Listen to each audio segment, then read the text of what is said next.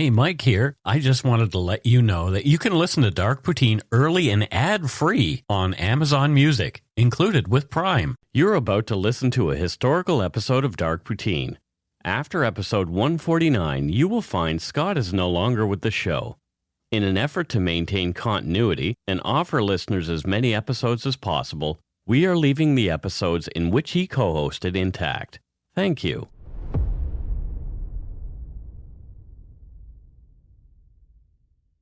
G'day, I'm Matthew Sidney from Dubbo, New South Wales, Australia, and you're listening to Dark Poutine, a podcast about Canada's creepier side, with hosts Mike and Scott. So kick off your thongs and grab yourself a stubby. Don't forget the meat pie with sauce, as it's time for some Dark Poutine. Yeah, thanks to Matthew from Dubbo in Australia for that intro. If there was an Australian Dark Poutine, would it be Dark Shrimp on the Barbie or Dark Dundee? Dark Dundee. That's not a knife. That's a knife. That's not a podcast. Hello, nice lady. I'm not a very guy. I need to practice my Australian accent. You got Newfie down. Well, I am half Newfie. Well, just saying. You got it and you nailed it. Right? Yeah. But Matthew is from Dubbo. Potato. Okay. So I'm Mike Brown, creator and host of Dark Poutine. With me as usual is my good friend, co-host, sound engineer, pillow-hugging guy who hates mushrooms on his pizza, Scott Hemingway. Oh, I hate them on everything. You're not a fun guy. No comment. No comment. No comment. Okay. So thanks to Janie for our last topic, the Mindy Tran case. It was a good reminder when she emailed about that. So thank you, Janie. We did learn a ton about this case, that case, and hoped that you did too. And we started up a Patreon page, which I thought, no, nobody's going to do nobody's going to give us money to do this. And you know what? So far, as of this recording, 10 people have. Keep them coming, folks. Actually, 11. I've put a down payment on a Bentley. On a Bentley? Don't let me down, people. But wait. Well, I can't take... it's non-refundable. Well, you can't have it anyway. Oh, jeez. Yeah. So Adam P. from Australia, yes, you were the first one. Yes, we got your voicemail, and we'll play it on the next one. Mary Virginia, she's the only listener we know of who has her own swag. Marie-Helene from Montreal. Bonjour, Marie. Thank you. Merci, I should say. Oui. Farron, who's active in every true crime group that we are. Farron, you rock. Obs. We saw your little fella had a bit of a hospital visit last night. So it was last night when we're recording this audio, and we hope he's okay. Jessica from the Asian Madness podcast. She's all the way from Taipei. She gave us a little cashola. Is that in Australia as well? It is not in Australia. I'm not good at math. Nope. nor geography. Beck and Tyler from the Minds of Madness podcast have become patrons, as has Jamie from the Murderish podcast. Leanna from Las Mordia podcast, Ood from Occulti Veritatis. You know what? To get such love from other podcasters has been awesome. Yeah, it's beautiful, right? Yeah, it really is. Yeah, it's kind of a nice feeling. Yeah. And Wes, my old lunch buddy from Langley, and he and I have known each other for quite some time. He used to look at my scanned lunch online. I will get into that at some other time, but because you have in the show notes, you have lunch in brackets. Your lunch buddy in brackets. That does raise questions on. Well, that's what it was about. That was about Mike Brown's lunch. Okay. Well, yeah, I eagerly await. Well, it's still there. If you go to mikebrown.com/lunch, you can see my stupid old scanned lunches from like 2001. Anyway, that sort of made me internet famous at the time. Anyway, it's kind of stupid. Of course, I want to thank my bigger little brother, Baltic Wharf Rat, a.k.a. Phil. You'll hear from Phil at the end of this podcast. He was also kind enough to provide us with a bit of an outro, and yeah, he's an interesting cat. So if you want to become a patron of our podcast, you can find us on Patreon at patreon.com/darkpoutine, of course. And speaking of Patreon, I had a great Skype call with Jamie of Murderish. That's Jamie with an I of Murderish. She and I shot the poo about podcasting and what got us into it. And if you want to hear us, you become a patron of her page at patreon.com/murderish. I'm going to have to get on that. Yes, you may. You should do that. I shall. All right, let's get to it. Dark Poutine is not for the faint of heart or squeamish, as our content contains mature themes, harsh language, and graphic descriptions of violent crimes. Listener discretion is strongly advised.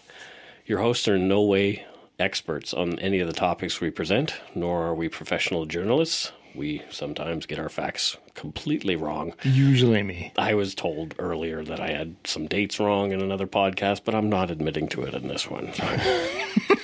Anyway, we just want to entertain you with the stories we tell. So put on your toque, grab yourself a double-double and an Nanaimo bar. It's time to scarf down some dark poutine.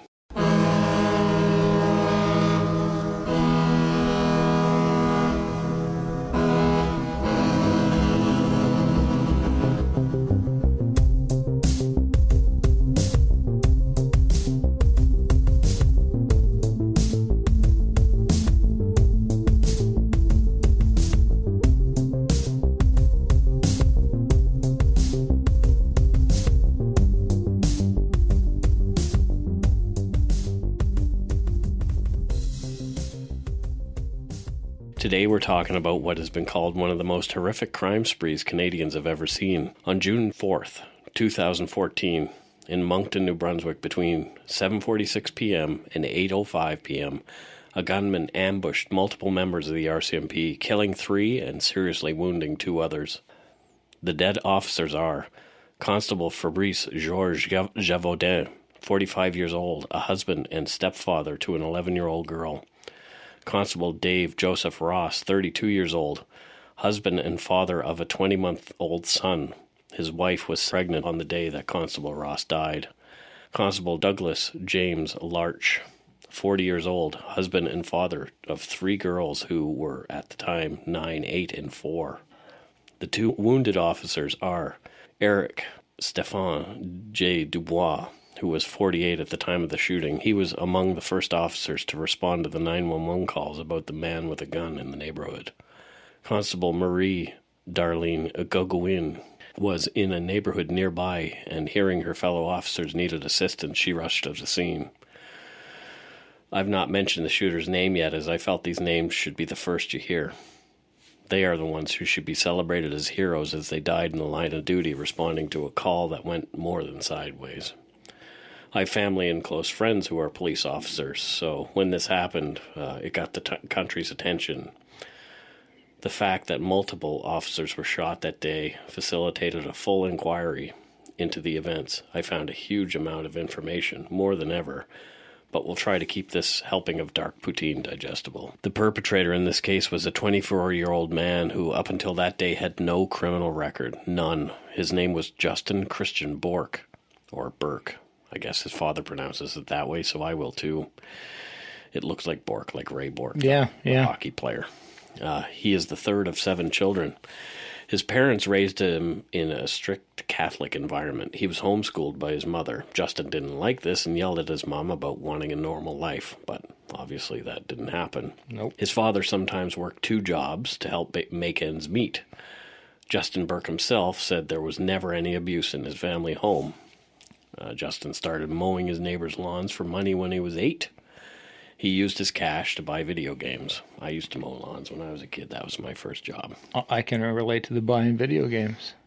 You did. Yeah. You're averse. It's because you're averse to work. No, I mowed lawns. Sure, okay. Once or twice.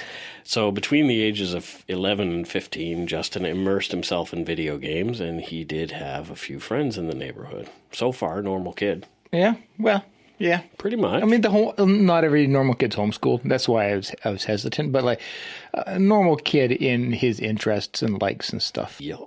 So at 15, a friend taught him to shoot using a Chinese-made AK-47 knockoff CM SKS Type 56 semi-automatic rifle.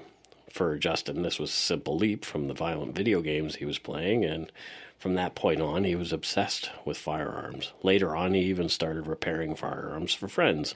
So not so normal now, all of a sudden. A very quick transition into AK-47s. Well, Call of Duty to AK-47. I still play a hell of a lot of video games. I have no inclination. No. So he knew his way around a weapon. Yeah. He started watching reruns of the dramatic TV series Tour of Duty that I remember and Scott doesn't. I vaguely remember it. I don't think I watched it at the time, so that's why it doesn't I did. Come back to me. It follows a platoon of U.S. soldiers during the Vietnam conflict. At 16, Justin discovered a love for music by bands like Megadeth, Guns N' Roses, and Metallica. So right up my alley when I was a kid. Yeah, I diverged dramatically. Mr. Hip Hop over here. Yeah. Yep. Hop. Yes, no. So anyway, Justin loved Ronnie James Dio and Megadeth's Dave Mustaine. At the same time, he started getting drunk and stoned as much as he could. He stopped going to Mass, so no longer going to Catholic Mass. His parents were worried about him, but Justin was just finding his groove. Speaking of his groove, he picked up a guitar and began learning thrash metal licks. Also at 16, applied for the Canadian military, but was refused as he didn't have a high school diploma. He applied and was rejected again at 18 for the same reason. I find it, did he think, if he hadn't graduated, had he thought something had changed in those 2 years? I guess not. Maybe they won't see that I didn't grad. Maybe they stopped asking if I've graduated. Yeah. But he did receive his GED or General Education Diploma at 19. My buddy Malcolm calls it a good enough degree. Well done. Yeah, good enough. Well done, Malcolm. Good enough, right, Malcolm? Anyway, Justin was dating a few girls and partying a lot. His confidence grew. He was growing up. Yeah. Justin was seen as generous, energetic, and outspoken, albeit a bit scatterbrained at times. He wanted everyone to be his friend, but later said people took advantage of his generosity. Although people thought he was generally not a bad guy, there were some apparent cracks showing. When Justin drank, he had a hard time keeping his anger in check. I can't relate to that at all. Yeah, when I used to drink, I can very much relate. Yeah. I wouldn't say anger, but I was the, you don't know me, I love you. You don't fucking know me. Yeah, see, I would have been angry at you. Rightly so. So Justin quit drinking at 21. 3 years before that fateful June evening, he used marijuana in place of alcohol and stayed stoned a lot of the time. He said it helped him to calm down and allowed him to get some sleep between shifts. He worked at a bunch of menial labor jobs at a grocery store, warehouses, and a local lumberyard. I'd like to work at a lumberyard. A lumberyard. Sounds like something your daughter Bibi would say. You work at the lumberyard. Sounds like a blast. Yeah. Stacking all your lumber. Jesus.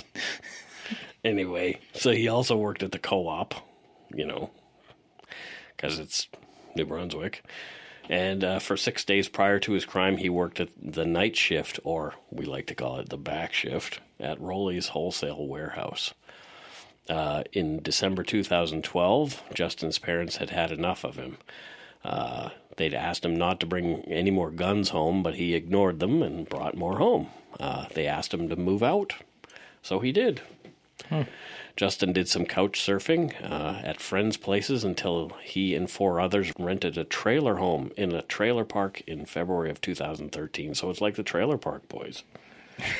Like getting drunk and smoking weed and shooting guns. Yeah. It's like IRL Trailer Park Boys. But no bubbles. This time it's yubbles. Yubbles. But Yubbles works in the yumber yard. Yeah. Stacking his yumber. Yeah. We should get shirts just to say, I'll stack your yumber. Anyway, back to the serious story. My yumper brings all the boys to the yard. No. People started moving out of the trailer for one reason or another, leaving Justin holding the bag for the rent on the entire place. Right. He had to pawn his guitar to pay the bills. Folks who owed him rent money didn't come through, and Justin lost his beloved guitar.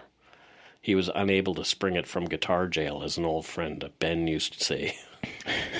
I used to bail out some of those guitars. Did you? Yeah. Yeah, my buddy Ben said, every time he needed cash, he had to put his guitar in jail for a while. Yeah, I think I remember purchasing a few guitars from guitar jail. Sad. Well, not for me. Justin was distraught at the loss of his guitar, probably to Scott, and that later... So it was Scott's fault that all this happened. No. Separated by a few kilometers. 4,000. It's not like I would... What's a simple, 6,000 kilometers? It's not like I would trek out to, hey, I feel like buying a cheap guitar. I'm going to go to Moncton. So I'm spend a couple grand getting out there to buy a $400 Squire Telecaster. Do you even know where Moncton is? It's in Australia, right? No. So anyway, Justin was distraught at the loss of his guitar that had been such a part of his life, but those feelings were easily extinguished with another toke. He smoked weed all day, and when he could afford it, anyway, and he was miserable and agitated without it. The bills piled up. Even though his buddy Mike moved in about 3 months before the shootings to help him out, Justin paid the majority of the bills. In mid-May of 2014, Justin was working 16 hours a day and sleeping only about 2 hours per night. That's not helpful. Yeah, that's not going to help your organ. Nope. He could not afford to buy enough weed to keep his anxiety away. Justin was exhausted. He spiraled into depression, anger, and agitation. The world sucked. Mm-hmm. He started ranting about foreign workers taking jobs from hardworking Canadians and was pissed off with the friends he said had taken advantage of him. He'd go on endlessly and angrily about how the government was screwing everybody with their regulations on guns. Yeah, so much externalizing for his problems. Everybody else is to blame. Everybody else is to blame. Yep, typical. Yep, typical of the people who lose their baloney. Yeah. He said he hated cops, so it's all the cops' fault, apparently. Of course. He was convinced they were all corrupt and working for the politicians who were helping to keep everyone else in check. Mm. And without weed to calm him down, Justin's head spun like a frog in a blender, and I guess his cheese was slipping off his cracker. It was. Justin had a conversation with his dad, Victor Burke, 2 days before the shootings on June 2nd, 2014. Justin told his father that he wanted to fight authority because he was being oppressed. I'm sorry, man. That's not oppression, dude. Yeah. Well, anyway. In his mind. Yeah, in his mind. Justin said, they better not try to stop me. I am armed. Yeah. Yep. He also said that he would hide in the woods to elude capture while taking out as many cops as he could, claiming he would never surrender. God, imagine having your kid saying this to you. Yep. The day of the shooting, Justin's dad, Victor Burke, picked Justin up to come over for a visit. His parents were worried. They wanted to have some FaceTime with him and try to help if they could. Yeah. Justin went on the computer at their home and made his last Facebook post at 4:37 p.m. None of the words were his, but they were lyrics of a song, Hook and Mouth by Megadeth. I'll just read them here. I'm not going to sing it because... Can you sing it in a Newfie? Yeah, no. I could sing it in... I like it. I just love your Newfie accent. That's all I'm Carol likes that too. Oh, a cockroach in... No. So, a cockroach in the concrete, courthouse tan and beady eyes. A slouch with fallen arches, purging truths into great lies. A little man with a big eraser, changing history. Procedures that he's programmed to, all he hears and sees. Altering the facts and figures, events in every issue. Make a person disappear and no one will ever miss you. Rewrites every story, every poem that ever was. Eliminates incompetence and those who break the laws. Follow the instructions of New Ways Evil Book of Rules. Replacing rights and wrongs, the files and records in the schools. You say you've got the answers? Well, who asked you anyway? Ever think it was meant to be this way? Don't try and fool us. We know the worst is yet to come. I believe my kingdom will come. So that was Justin's last post. It's still live. So if you search Justin Burke, you can see it there on Facebook. And as of this writing, it's been shared over 2,200 times. Jeez, that's concerning. Right? That means there's potentially 2,200 people who agree with. Well, we can't really determine their. You can't. I looked at them all. I looked at all 2,200. Scott is not an honest person. A very honest person. I honestly didn't do what I just said I did. There you go. So anyway, Justin left his house, left his parents' house, telling them he was going to work. He went to his buddy Nathan's place and asked them for a lift home. On the way, they stopped to buy bullets. As you would. I guess. At Better Buy Sports on 950 Mountain Road in Moncton at 6:14 p.m. that evening, Justin purchased 3 boxes of 20 rounds of .308 ammunition and 10 rounds of 12-gauge buckshot. He specifically asked for full metal jacket ammunition when purchasing the .308. His pal Nathan paid, with Justin promising to pay him back. I don't know if he ever got paid back for these. I'm going to say no, probably. Justin was dropped off at home at 13 Pioneer Avenue. Justin said he was tired and he wanted to hit the sack. At 7:18, the first 911 call came. 911. I'm just wondering, there's a guy walking up the road with a gun on his side, and he's got a case that's got bullets showing. Okay, what? And he's 50 Pioneer Avenue, Okay. Mountain, New Brunswick. Whereabouts on Pioneer Avenue are you? He's towards the end. Which end? He's walking. I live at 51, so it'd be like going at the end of the street, and he walked right by us, and you can see the bullets in something, and he was reaching towards the back of it as he got further down. I don't know. He's all dressed army-wise, like he's got army pants on, fucking, and it looks like a rifle or something. Like, I don't. And how old is this guy here? Oh, I don't know. He's probably in his 30s, but I've never recognized him. I've lived here for a year, and I've never seen him, but I don't think it's... He's wearing camouflage clothing, okay? Yeah, and he's got like a bandana around his head. Whatever. Okay. He's dressed all in camo, and I don't think it's normal with a bunch of kids outside walking down the road of a trailer park with a guy. I've never seen him here. Okay, just one moment. I'm going to transfer you to another line. Just one moment, please. 2 units were dispatched quickly. Charlie 2391. Go ahead. 1071, can you start making your way to Pioneer? There's a male walking. He's got 2 Golfs, and he's got bullets on his back, like a strap, and he's walking towards the end of Pioneer. Copy? 10-4. Alpha 19, can you assist? 10-4. He would be wearing camouflage clothing. Constable J. Doiron was the first on the scene at 7:23 p.m. Witnesses told him that the heavily armed man had gone into the woods down a walking trail. Doiron pursued cautiously on foot. Sensing something was wrong, the police officer took cover behind a telephone pole. It was the only thing he could find, and called for backup and a canine unit, or PDS, Police Dog Services. That's what they call it in the RCMP. Doiron was joined by Constable Johnston. Constable Dave Ross was also responding in his SUV. He was on his way. The 2 officers on the scene already told people in the neighborhood to go back to their homes, and they were not safe outdoors. As they'd been trained to do, the responding RCMP officers called for a perimeter to be set up to contain the armed man. So as people arrived, they all positioned themselves around the area so he couldn't get away. Constable Mathieu Daigle was the first to catch sight of the gunman at 7:38 in the forested area about 200 meters away, walking slowly, stopping now and again to listen. Daigle said it appeared as though the armed man was hunting. Well, he was. Yep. Just not for... Animals. Yeah. Constable Daigle entered the woods to follow the unknown subject with the second officer, Robert Nickerson, joining him.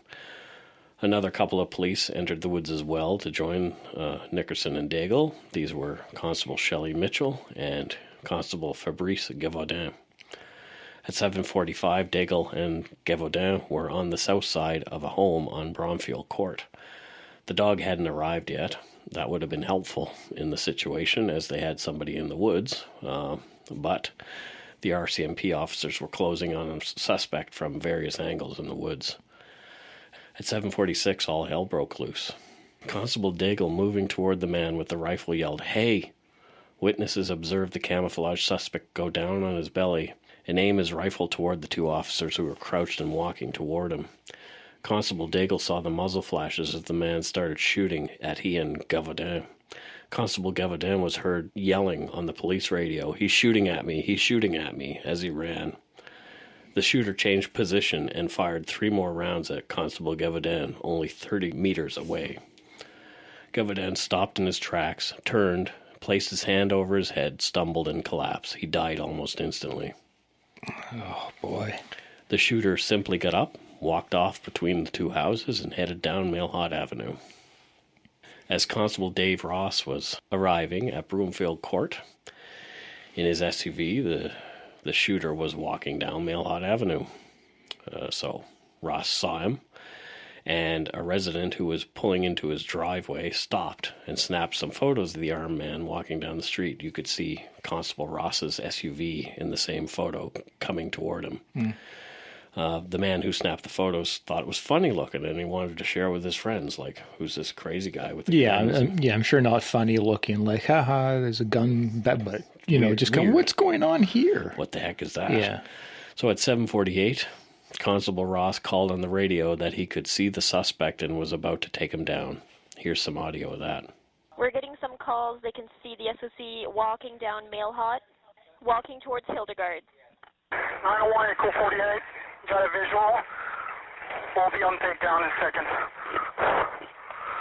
Constable Ross turned on his lights and drew his pistol as he rapidly closed in on the gunman in his SUV. Ross fired 2 shots through the windshield toward the shooter, missing with both. Seeing the RCMP SUV, the shooter stepped off the curb and fired between 4 and 7 quick shots at the SUV. 4 bullets went through the windshield of Constable Ross's vehicle. The call every cop dreads came across the radio. Officer down, officer down, officer down! That's officer down. Constable Ross was hit 3 times. He took bullets to the thumb of his gun hand, his head, and his left shoulder. Constable Ross died instantly from his head wound. The time was 7:49, so 3 minutes had elapsed. Already deaths. Two police officers dead. A neighbor watching over his fence spoke to the shooter, asking if he and his family should go inside. The shooter replied firmly, "Probably." What a bizarre interaction. Right? Another resident further down the road also came in close contact with the armed man. She called 911. 911, where's your emergency? Nothing with urgence? Listen, just at Mailhot and Foxwood off of Hildegard, there's a man with a gun and in camouflage, and he's yelling that he doesn't want to kill civilians, only government officials. Okay, where is this fire? He went in behind the fire station on Hildegard. On Hildegard, behind the fire hall? The fire hall, yes. Just now? Yes, and we just heard 3 shots. Okay, yeah, we're aware of the situation. Thank you, ma'am. Okay, thank you. The man continued down the street yelling, "Come get me, cops." Constable Martine Benoit arrived on the scene near the fire hall, and witnesses walked up to her and pointed toward where they'd seen the man run. The man started firing on Constable Benoit right away, and witnesses heard bullets whizzing by them as they scampered away to safety. Benoit's car was disabled by gunfire, and she could not move it. Constable Benoit gave her position over the radio, stating she was under fire. Constable Eric Dubois, hearing Benoit was in trouble, drove up, and using Dubois' car for cover, Benoit was able to get out of her car, and she hid with Dubois behind his cruiser as the shooter continued raining fire down on them. Dubois was shot trying to determine the gunman's position. He ran immediately into the fire hall for medical assistance. During the lull in the shooting, Benoit moved Dubois' cruiser into the fire hall as well, so she could be safe in there. Mm-hmm. Smart. During the same volley that struck Dubois, Constable Marie Gauguin was arriving on scene. She had been in another neighborhood but responded. Her car was hit multiple times, and she too was wounded. Both Gagouin and Dubois were transported to hospital in separate police vehicles as it was apparent that no ambulances were coming into this war zone. Yeah, no kidding. Again, the shooter simply walked off. He was using a long rifle, and even though police had returned fire with their pistols, he had the range advantage. At 8:01, another resident in the neighborhood took another picture of the gunman walking down the road. We'll show all these in our show notes. At 8:04, Constable Doug Larch arrived at Mailhot in Islington. Constable Larch was a plainclothes officer. He'd returned to the detachment for a shotgun before attending. He was wearing body armor, so they mostly only had pistols and shotguns at this point, and this guy had a .308 rifle, so a deer rifle, well, something, along those lines, or that knockoff Chinese AK. Yeah. He clearly had the advantage. So Larch had his service pistol with him as well. Larch got out of his car to warn a motorcycle rider to turn around. As the rider drove away, he heard gunshots. Another 911 call at 8:05 captured the gunshots. 911, this was your emergency. What was wrong? Hi there, I'm at 32 Mailhot. There's a guy across from my street. He's got a gun. We are aware of that, sir. Do you see him? Yes. You do have an eyeball on him? Yes, he's behind the trees. I'm at 32 Mailhot. He's across the street. Across the street. You still see him, sir? Yes, he's behind the trees. Keep on talking to me. If you see him, just let me know which direction he's heading in. Okay. He's firing his gun off now. Yes, sir. We've had an active shooter there. There's a car on the street, too, firing back. Yeah, it's probably a police officer, sir. No, okay, maybe. You still see him, sir? Yeah, he's behind the trees. I can behind see him the trees on 32 Mailhot? Across the street from 32 Mailhot. Constable Larch was injured by a round that had gone through his vehicle. The gunman repositioned himself from one side of the house to the other. Larch managed to get back up and fire his service pistol a total of 7 times at the gunman and missed with all of them. Larch was killed by another shot to the head. Oh, man. The time was 8:07. Just over 20 minutes, 3 RCMP officers were dead and another 2 wounded, with the shooter still on the loose. The gunman fled into the woods and officers did not pursue him any further at this point. They held their positions and waited for more backup. I think that was wise at that point. Yeah, they don't have the advantage. No. They'd be, No. walking ducks. Yeah. The ERT, or Emergency Response Team, arrived, as did more uniformed officers. They closed in their perimeter a little bit, and they knew this guy was in this wooded area. But he wasn't going to get away. Around 9:15, pictures of the gunman walking away from the scene of the shootings on Hildegard started showing up on the news reports and spread like wildfire on social media. A 911 call was placed by Victor Burke at 9:40 p.m. 911, where's your emergency? I'm the father of the gunman. Okay. Well, I'm not sure if they arrested him. Sir, who's your son? Justin Burke. Justin Burke. Why do you say he's the gunman? Well, I don't know. That's what I heard. Somebody just said that's who it was. Okay. He was quite upset tonight, and okay. What's your name, sir? Victor Burke. Victor Burke. Yeah.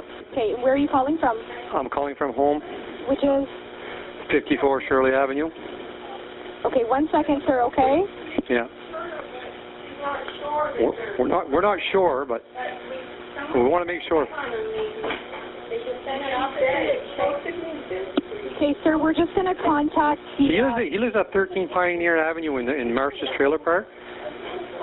Now, he didn't go to work tonight, and he was upset, and... Okay. Yeah, so... Does he have a cell phone, sir?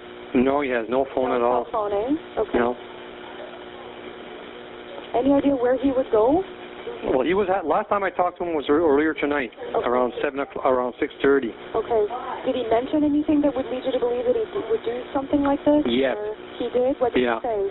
Well, he's upset about the police. He's having a hard time. He's got anger issues. Okay. And he's angry at the cops, and because of certain things. And I thought, oh no. Okay. And he owns weapons too, eh? So, but he usually goes hunting with them. But I don't know if he'd do that. But I'm just saying, I just heard that my wife is crying. She's upset. Okay. So. Oh, I understand. Okay, sir, don't hang up. I'm just going to transfer you to another line. I will be right back. That's it. Yeah. Okay, don't That's him. Don't hang up, okay? That's him. What do you mean that's him? A man with 2 rifle walks, several shots fired. Right. Okay, but you're not seeing him right now, are you? Oh, yeah, I see him on the time transcript. You see him on the paper. Okay. So you're positively IDing him? Mm-hmm. Okay, just one moment, sir, okay? He's got a bandana and he's got... Sir, don't hang up, okay? Okay. Don't hang up. The shooter was positively identified as 24-year-old Justin Burke by his own father.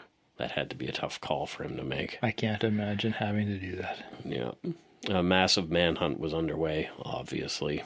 An RCMP command center was set up at the Moncton Coliseum a few kilometers away. Its parking lot was filled with police vehicles attending to assist, tents and the whole schmear. Yep. Police were not only involved in the hunt for a cop killer, they had to preserve the multiple crime scenes and investigate these concurrently with the killer presumably still nearby. Yeah, how complicated would that be? No kidding. They didn't know whether he was just going to pop out and gun down more RCMP doing their job. Oh, absolutely, yeah. RCMP members and police officers from different agencies arrived from across Atlantic and central Canada to lend a hand. And so from the later RCMP's independent review of the shootings, here are some of the resources that were employed in the search for Justin Burke. Of the hundreds of police officers arriving in Moncton, there were eventually 100 tactical team members on scene. 3 of the 4 RCMP Atlantic Region emergency response teams, as well as those from C and National divisions, were deployed. The municipal police forces of Bathurst, Miramichi, Fredericton, and St. John also contributed their tactical teams. Providing direct support to these teams were 6 scribes, 4 radio technicians, 14 emergency medical response team members, 11 PDS teams, or police dog services teams, and EDU and special eye personnel. I don't know what those are. I am not a popo. I don't know these things. You are not in popo. Maybe a popo will call us or email us and let us know what that is. What EDU popo and special eye personnel are. Anyway, there were 5 RCMP tactical armored vehicles. Those are the ones that look like tanks, the cop cars that look like tanks, and aircraft from both RCMP Air Services and chartered commercial carriers and Transport Canada, providing tactical and logistical support. So that's a lot of... For small town Canada, like it's a hell of a lot. Well, and needed. Well, yeah. So it's one guy who's like willing to kill police. What's he willing to do to anybody else? Yeah, everything and anything. Even though it was said like earlier that he claimed he was not out to kill anybody else other than government officials, but maybe the crazy person in his mind thinks everybody is a government official eventually, And how are they to know? Yeah, exactly. In their shoes, a man mowing down officers, you're going to conclude like he'll kill anybody. Yeah. If you're looking for a smoking gun, I can absolutely guarantee you will not find it. In October 2001, a series of letters filled with a deadly powder called anthrax were dropped into the U.S. mail system. What started as an unprecedented case turned into an unsettling mystery. Who sent these deadly letters? And why? From Campside Media and Sony Music Entertainment, I'm Josh Dean, and this is Cover Up Season 4, The Anthrax Threat. Available now. Absolutely. The manhunt took place over 29 hours. People in Moncton felt as though they were under siege. It ended after a woman called 911 and said she saw a scraggly-looking young man in combat fatigues drinking out of her garden hose behind her house. ERT surrounded the area. On June 5th, 2014, at 11:51 p.m., a crew member on board a Transport Canada aircraft detected a single human heat signature on his FLIR forward-looking infrared. Using night vision goggles, an ERT member detected the general area where Justin Burke was located. The officer called out, "Police, come out with your hands up. Do it now." Yeah, no kidding. Justin Burke said, "Okay, I give up. I'm coming out. Don't shoot. I'm done." Reminds me a lot of the Boston Marathon bombers and the manhunt for those guys once that... Yeah, well, they shot that guy a bunch of times, too. Yeah, but it was just kind of like there was that... gunman on the loose and shooting at cops everywhere. But he just gave up, like...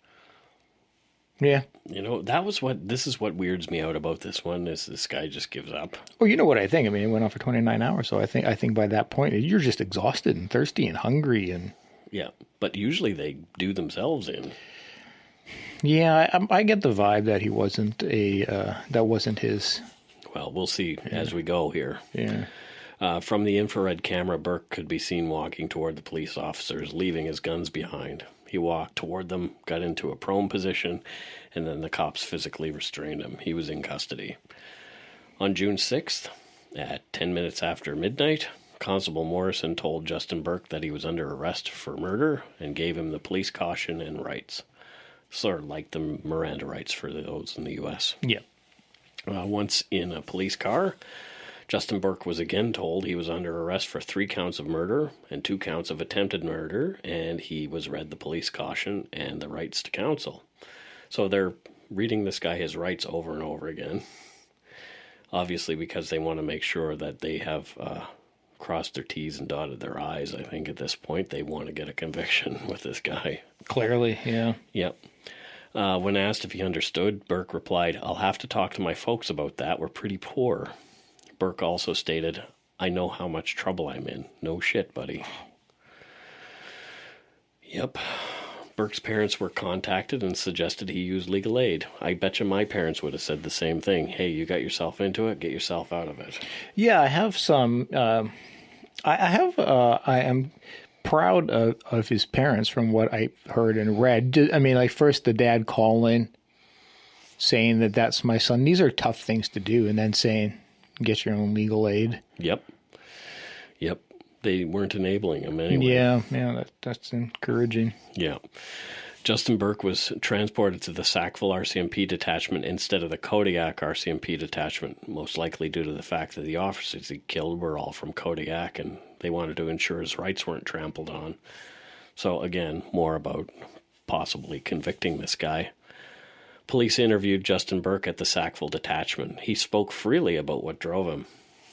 Burke stated, "Like, I'm just going to tell you from person to person, and the only reason I did this is because I see myself as, a fish with his hook, a hook in his mouth, You either get work at a call center, go to college, put yourself further in debt, or either that, or you fight for your freedom with a couple of kicks and screams."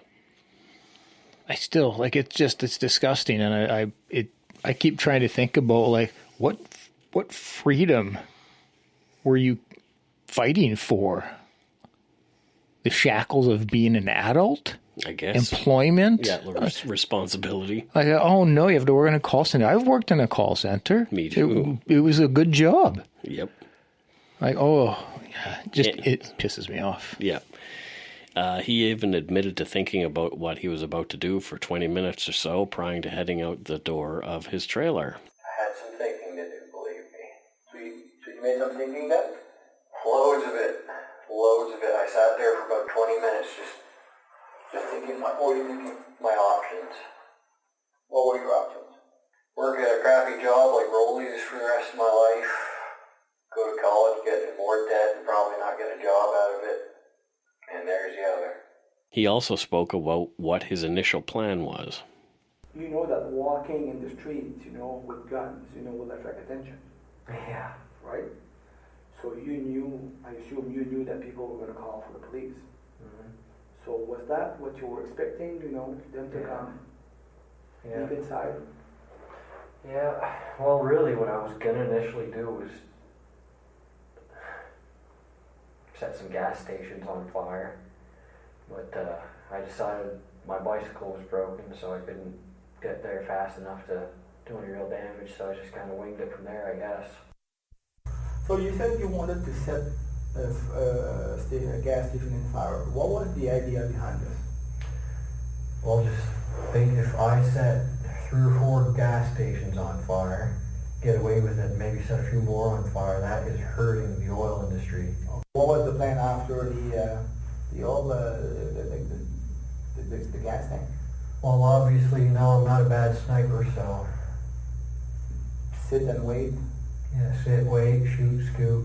When asked if he would do anything differently, Burke said, chuckling, "No, all except for the fact that I would have brought some water."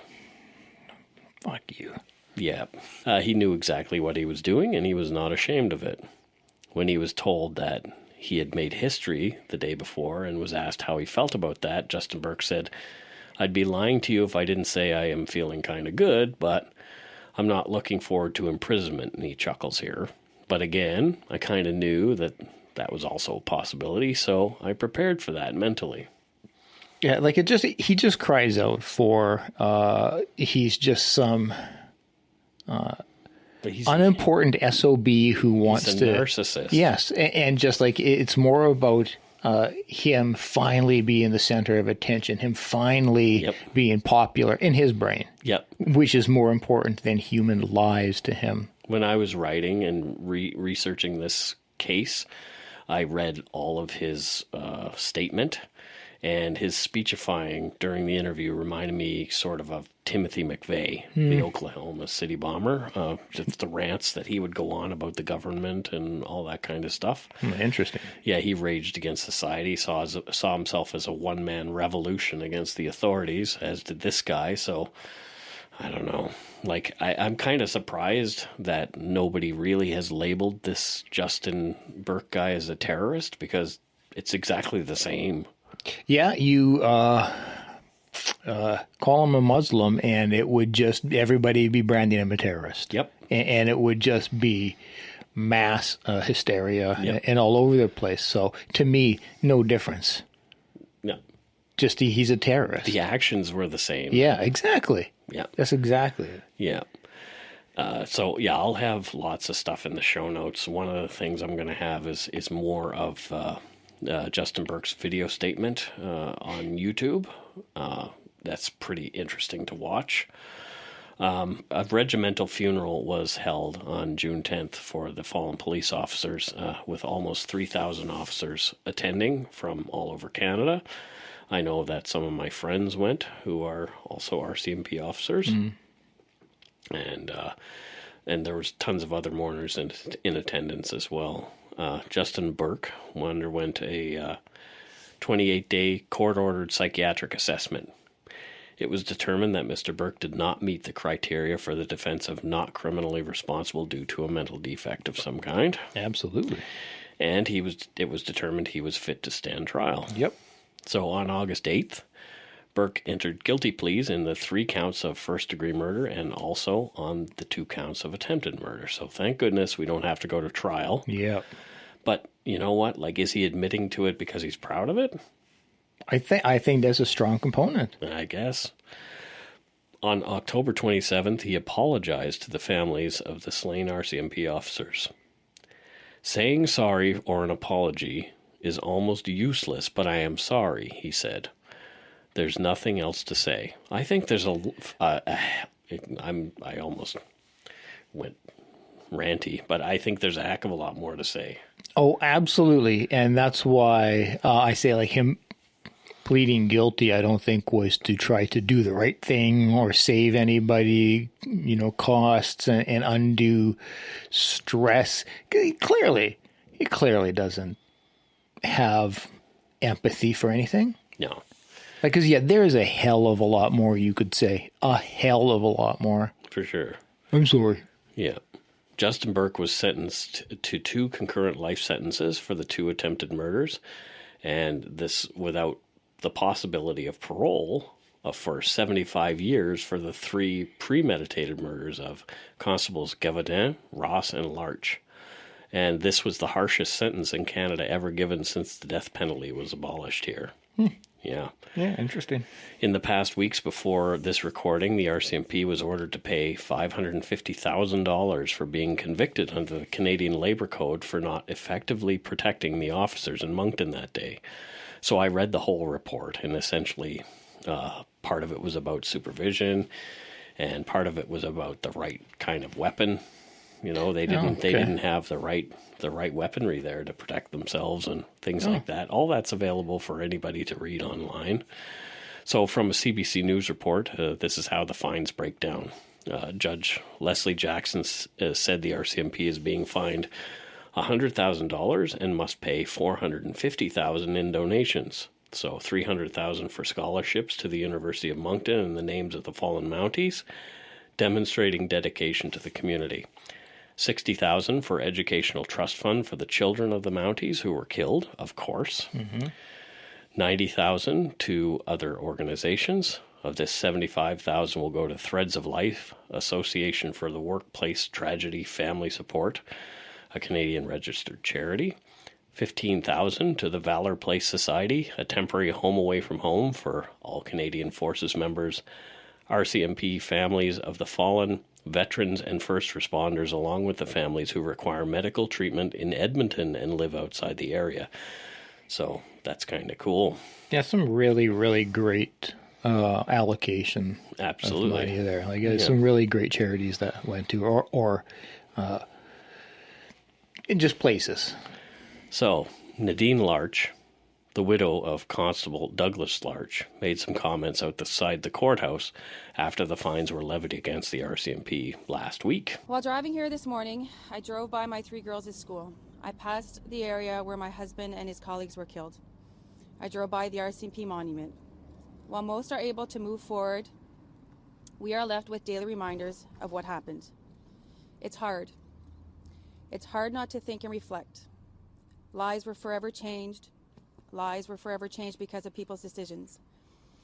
My family's life has forever been changed. My 3 children are growing up without a daddy.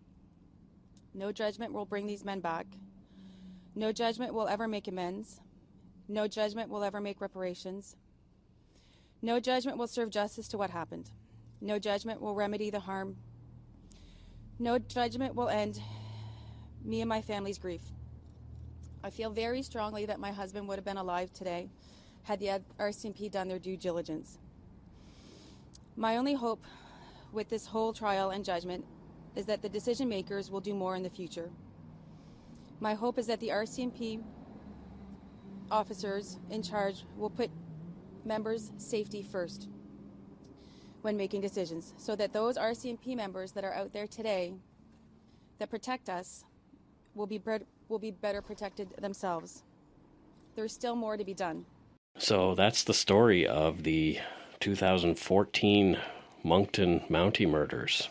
And I think that's the perfect note to end the story on, because it hits me when I hear her speaking, and because to me that's where all empathy and like those poor families, those poor children, that's the right. wives, and those poor kids having to grow up with not knowing their dad. Some of them not knowing their dad at all, or one of them not knowing their dad at all. Other ones having to being old enough to remember when they were told what, like those poor families. Yeah. Just for this dipshit's ego.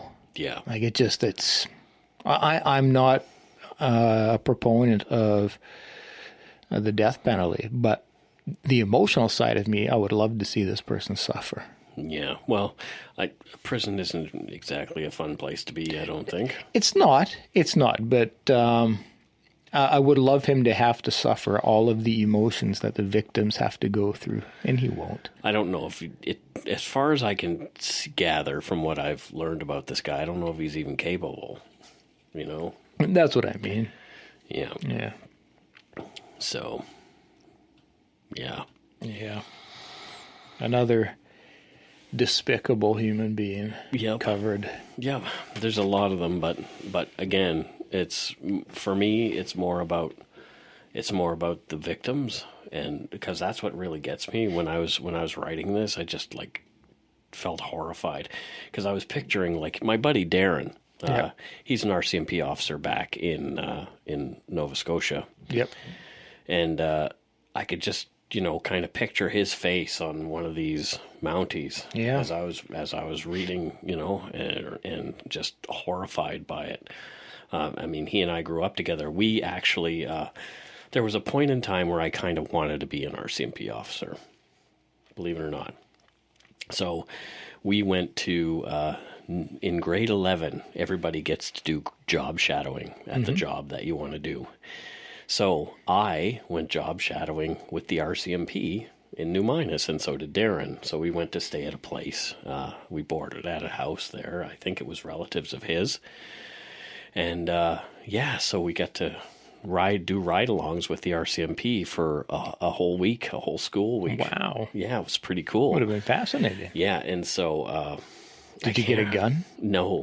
They didn't even give us a uniform or anything. Ew. But I got to ride in the front seat and not the back seat, which is cool.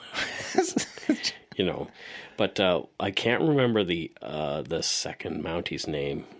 But one was a Newfoundlander, and his name was Charlie Babstock. And Charlie Babstock was a really, really funny guy.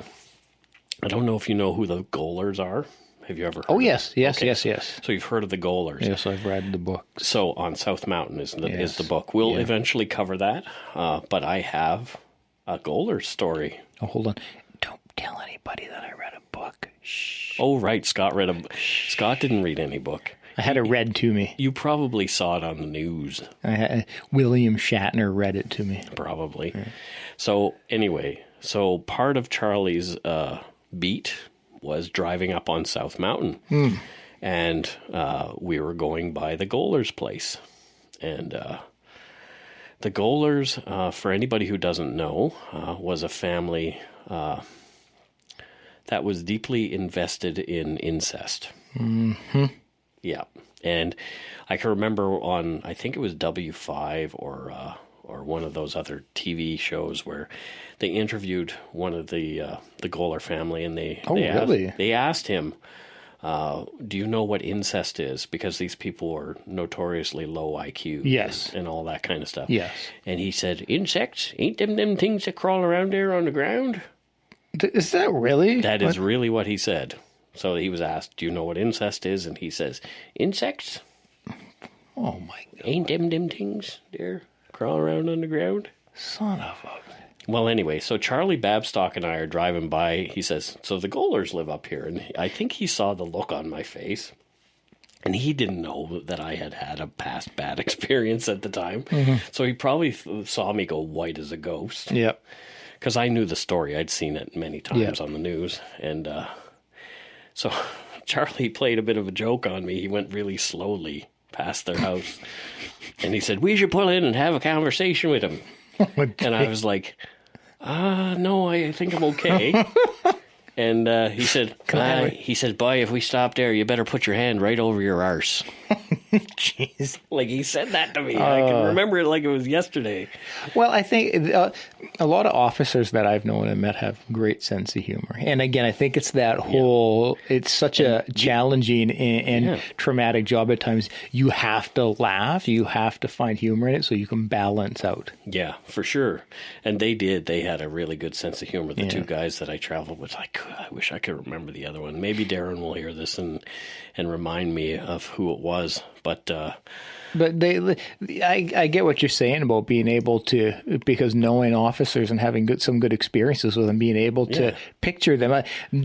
I know there's some bad apples. I know there are some bad apples. I know I'm bad apple, good egg. But I know there's some bad apples in every bunch. Well, and there's some in the police force. Just there are like some people in the pizza industry. By the nature of what we talk about, we're going to disproportionately highlight the bad apples because this isn't. Well, sometimes, because this is why I wanted to do this episode specifically right after we did the one with the bungling RCMP officer. Yes, because I wanted to show, hey, even though the organization didn't maybe do so well, the officers who were there that day did the best they could. Yeah, I despite I may go off on occasion about some bad police work. I have the utmost respect for them. The officers I've been working with on my little thing lately have been just so supportive and accommodating and You're not talking about that. No. Okay. No, I'm not talking. I'm just saying they've been very supportive and very, very accommodating and really awesome. So, let's just say Scott has somebody who doesn't appreciate him as a human. Oh, I'm sure there's more than one somebody. But, Yeah. yeah. But anyway, we can't talk about it. We can't elaborate at all because it's still ongoing. But anyway, and it's not because of this podcast. It's because Scott's a silly person. I did nothing. No, you didn't do anything. I'm not victim blaming. No. But anyway, so we'll talk about that when we can. Yep. But yeah, I learned so much on that week-long ride-along. I learned that you go 10-8 in the morning, and 10-8 is like going for coffee, and you go to Tango Hotel. What's Tango Hotel? Tim Hortons. That's right. So, hey, boys, we're going 10-8 at Tim Hortons, or at Tango Hotel, sorry. So, yeah, it was like every morning, like clockwork, we were at Tango Hotel. I felt like such a cliche. Here I am in a donut shop with the popo.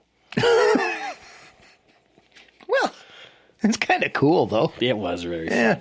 Yeah. That would have been a really neat experience. Do they take 44-year-olds for a week long? No, but what they do in our neighborhood, that's the thing. The RCMP does take volunteers into community policing, and I have been considering doing that again. Yeah. Yeah, I think that would be kind of a fun thing, and maybe my situation might actually allow that. I might have some more time on my hands coming up. So anyway, that's a whole other story altogether.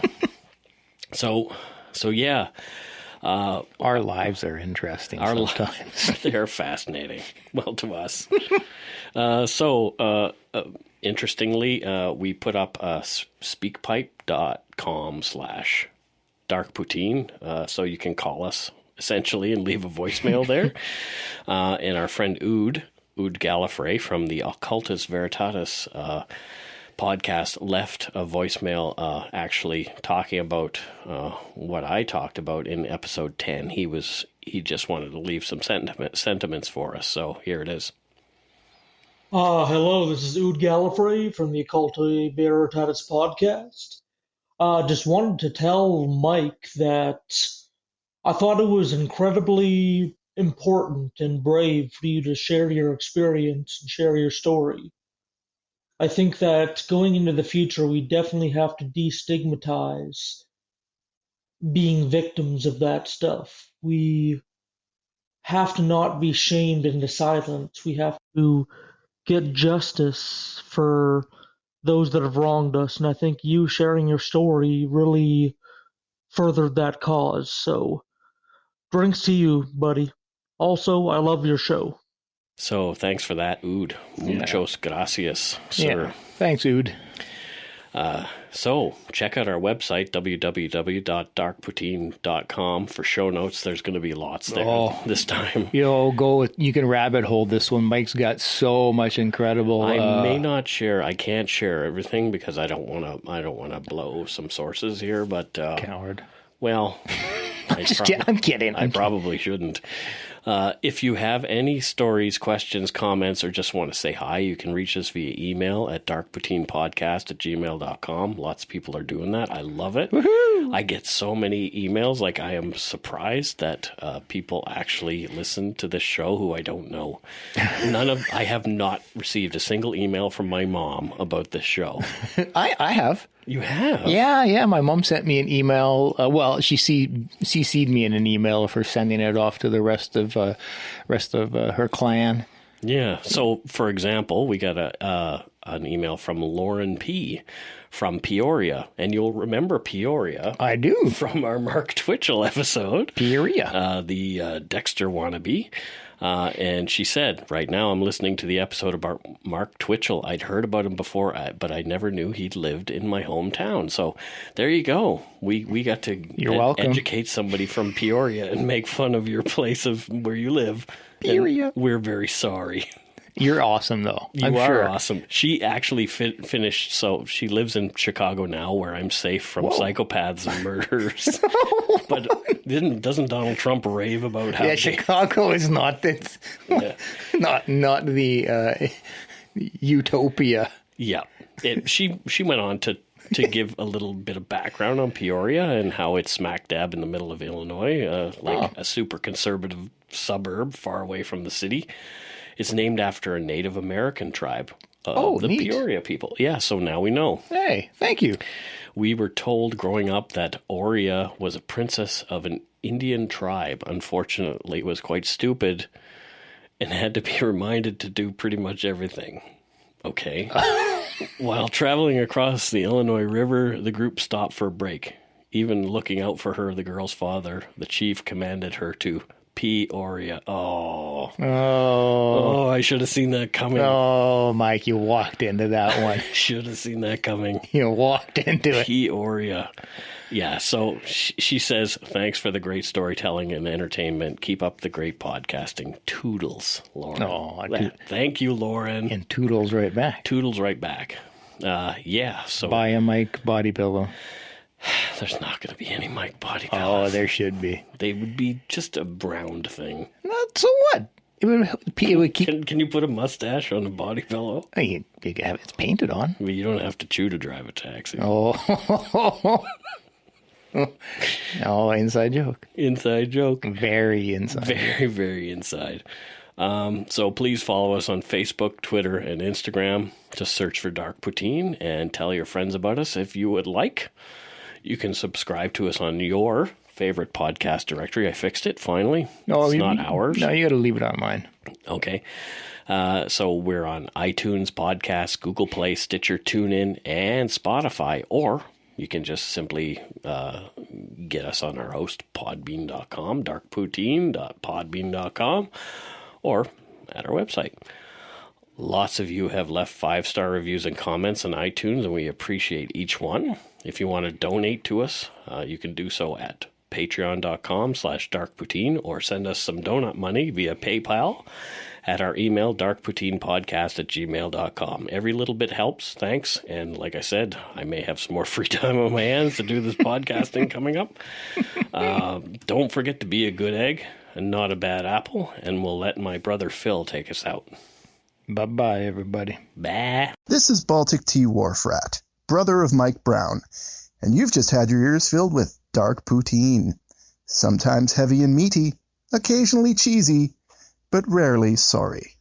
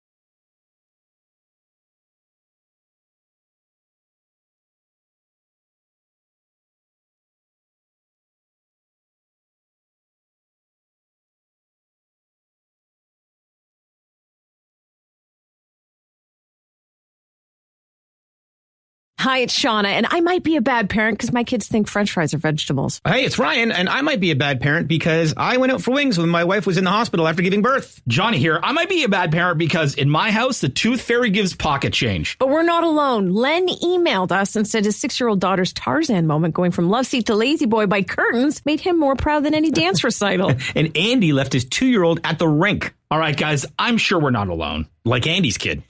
For stories and confessions like this, make sure you check out our podcast. It's called Bad Parents, and it's available wherever you get your podcasts. I left a glove at the rink.